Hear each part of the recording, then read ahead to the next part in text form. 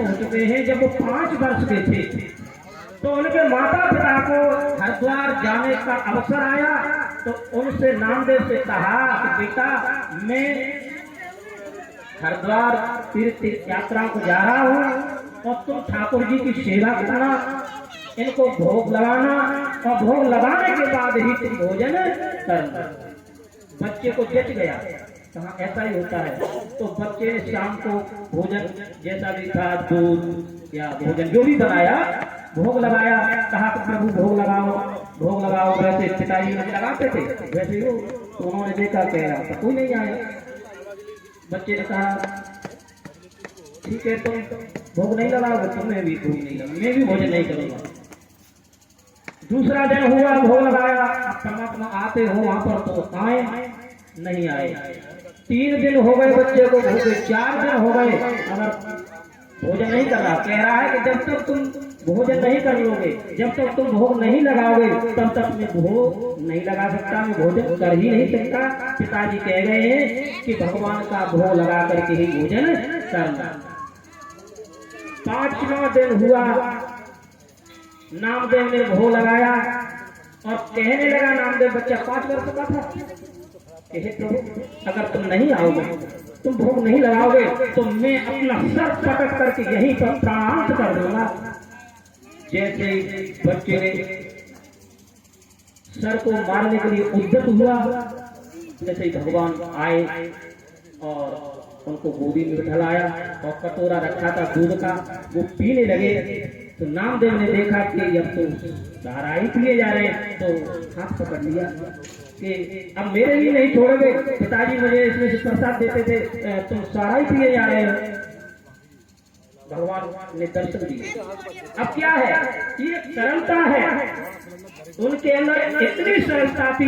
देखिए बच्चे को जैसा बनाना चाहो वैसा बच्चा बन जाता है, क्योंकि बच्चे क्या है, कोरा कागज, एक हरा बांस मान लो, हरे बांस को तुम लो, जैसा उसको मोड़ना चाहो मुड़ जाएगा। सही बात है, गलती मुड़ जाएगा। और सूखा बांस लो तो नहीं उड़ेगा, टूट जाएगा। उसको तपाना पड़ेगा, तेल लगाना पड़ेगा और फिर तपाओ तब वो मोड़ा जाएगा। तो बच्चे क्या है, हरा बांस। बच्चे जो है जैसे बीसलाई है, बीसलाई में अगर चिकनाई लग जाए तो सारी तीलियों को घसते तुम फेंक दो, तोड़ दो, मगर अग्नि प्रकट नहीं होगी। और सूखी बीसलाई हो तो तुरंत अग्नि प्रकट हो जाएगी। तो आपके अंदर तो विषय रूपी चिकनाई लगी हुई है, विषय वासनाएं भरी हुई है, कूट कूट करके भर गई है, तो आपको चिकनाई छूट नहीं सकती। तो बच्चे को जैसा मोड़ना चाहो मुड़ जाएगा। तो नामदेव को पता ये नहीं था कि भगवान नहीं आते, तो जानता भगवान आते हैं। तो भगवान ने दर्शन दिए। अब तो रोजाना जब भगवान का भोग लगाते थे और उसके बाद नामदेव भोजन करते थे। पिताजी वापस आए और बोले कि बेटा तुमने भोग लगाया? कि हाँ पिताजी भोग तो लगाया, पर 5 दिन हो गए मुझे भूखा रहना पड़ा, तब कहीं आए। कहने लगे क्या मतलब?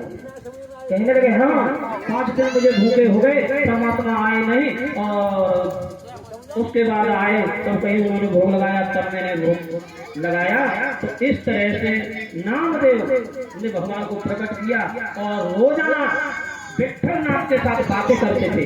कौन? नामदेव। बड़े होकर के बहुत बड़े संत हुए।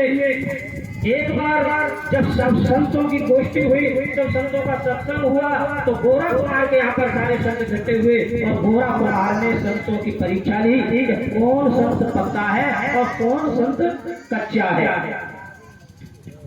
तो सभी संत बैठे हुए थे, उसी में नामदेव बैठे थे। तो सहजो बाई जो थी, तो उन्होंने वो थप्पी होती है ना कुमारों की, वो बनाते हैं, वो लिया। तो सभी संतों को सर पर मारते गए, कोई संत ने कुछ नहीं कहा, सारे संत जब बैठे रहे। नामदेव का जब नंबर आया तो नामदेव के सर में जब उसको मारा, तो नामदेव कहने लगे हैं क्या मैं कच्चा रह गया हूँ? मैं विठलनाथ के साथ रोजाना बात करता हूँ, तो भला मेरी परीक्षा ले रहे हो? तो वहां पर बताया गया कि नामदेव बच्चे हैं और सभी संत पक्के हैं, सभी संत बच्चे हैं और नामदेव कच्चे। नामदेव विठलनाथ के मंदिर में गए और रोने लगे, कहने लगे विठलनाथ तेरी तो बहुत बेइज्जती हुई। मुझे बोला गया है कि नामदेव कच्चे हैं। विठलनाथ प्रकट हुए, कहने लगे हाँ नामदेव ये बात सही है, तुम अभी कच्चे हो, तुमको कोई सच्चा गुरु नहीं मिला है, तुम कच्चे हो। कहने लगे महाराज फिर कि तुम जाओ, उन्होंने वन बताया कि उस वन में जाओ और वहां पर विशोबा खेचर नाम के एक संत हैं और शिव जी का मंदिर है, शिवालय है, उसमें वो मिलेंगे और उनको जाकर के गुरु बनाओ और वो तुमको सच्चा ज्ञान देंगे, तब तक पक्के संत बन पाओ। आज नामदेव ढूंढते ढूंढते ढूंढते ढूंढते बियाबान जंगल में जहाँ कोई नहीं था, सुनसान एरिया थी, निर्जन वन था और झाड़ियों के बीच में एक मंदिर था और उस मंदिर में एक शिवलिंग था। एक शिवलिंग था और शिवलिंग में देखा कि एक संत लेटे हुए हैं, पर कैसे संत लेटे हैं तो शिवलिंग के ऊपर पैर रख करके लेटे हैं। जब नामदेव ने देखा कि ये मुझको भला क्या ज्ञान देंगे, अरे ये तो भगवान के ऊपर पैर रख करके सो गए हैं, इनको भला इतना ज्ञान नहीं है कि मेरे पैर ईश्वर के ऊपर रखे हैं, तो मुझको ये क्या सिखाएंगे। और नामदेव वहां से लौट करके चले गए। विशोबा खेचर ने देखा कि नामदेव लौट करके जा रहे हैं तो आवाज दी, अरे कि नामदेव, अरे भाई इधर आओ, तुमको विठलनाथ ने भेजा है ना मेरे पास, आओ आओ। नामदेव सोचने लगे कि भला इनको किसने पता है कि विठलनाथ की मेरी बात हुई है और विठलनाथ ने यहाँ भेजा। तो विशोबा खेचर ने कहा कि नामदेव समझ नहीं पाएगा। नामदेव ने कहा कि प्रभु महाराज आपके पैर भगवान के ऊपर हैं, ईश्वर के ऊपर हैं।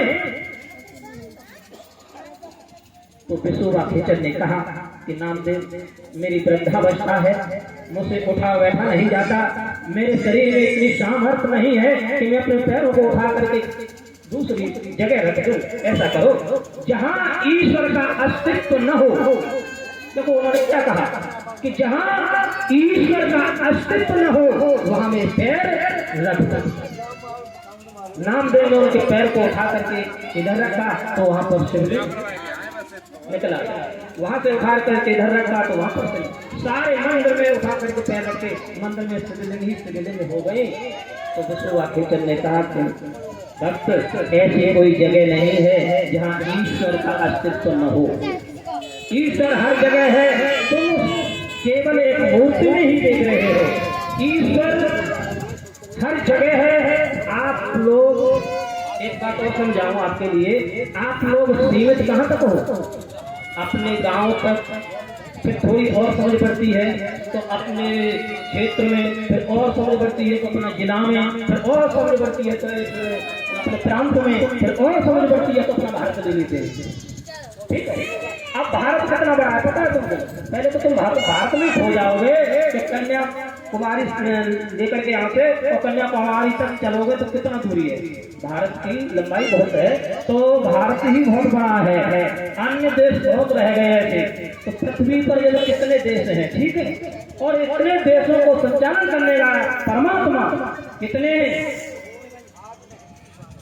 सारे देशों का, यानी पृथ्वी, मैं केवल पृथ्वी की बात कर रहा हूँ, अन्य पृथ्वी और रह गए, अन्य ग्रह और रह गए, उनको तो छोड़ दो, वो बहुत दूर की बात रह गई। मैं पृथ्वी की बात कर रहा हूँ, पृथ्वी पर काफी देश हैं, ऐसे देशों का संचालन करने वाला, ऐसे देशों को भरण पोषण करने वाला, उत्पन्न करने वाला, चलाने वाला कितने ईश्वर हैं?